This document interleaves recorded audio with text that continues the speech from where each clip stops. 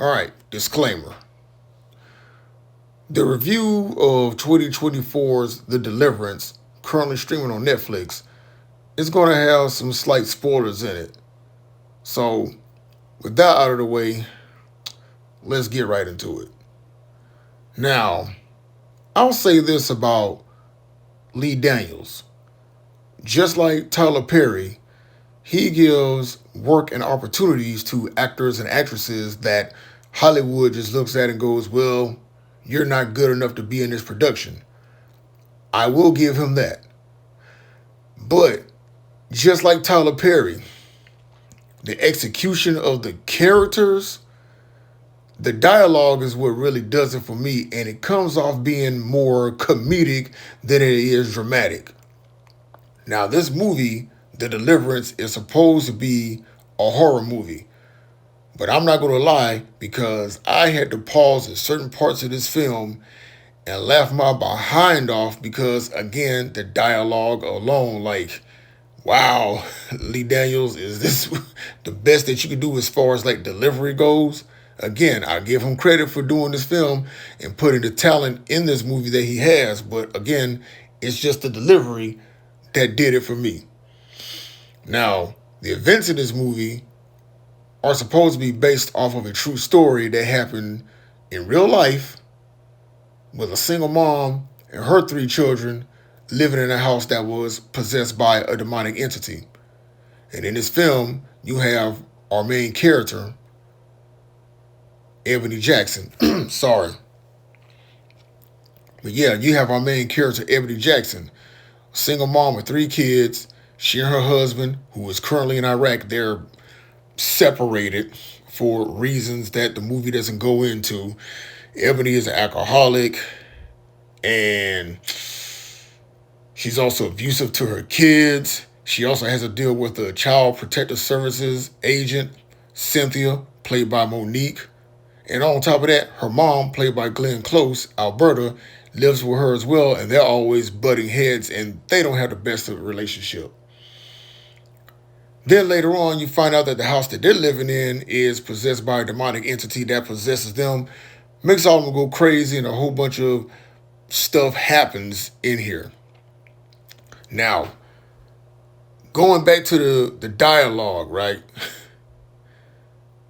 The movie would have worked a whole lot better if the dialogue was more serious than, for a choice of better words, ghetto.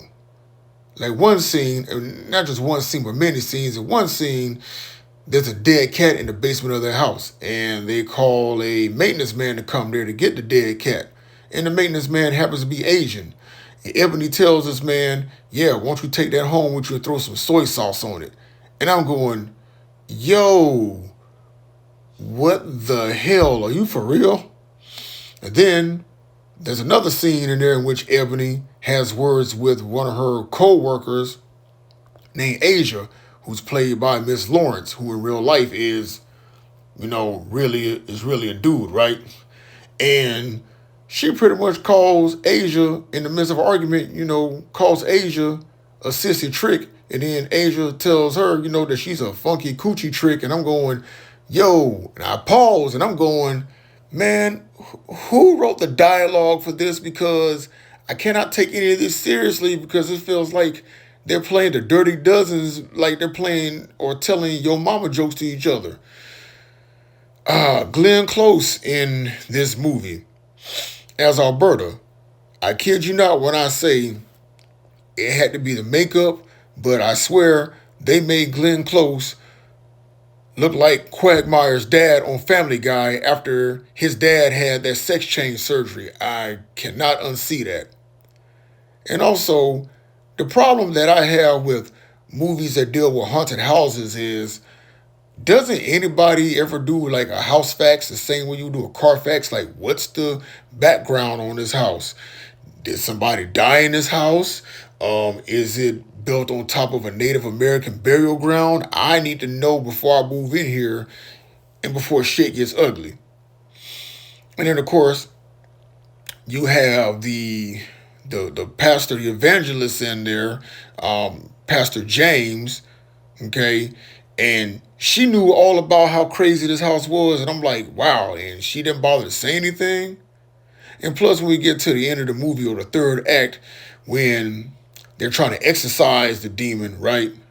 The demon shows up in Glenn Close's body, Alberta, her character Alberta, and she says the line of, I could smell her nappy coochie. And I'm going, there is no way in the world somebody sat in the production room and said, yep, y'all cooking with this script. There is no way.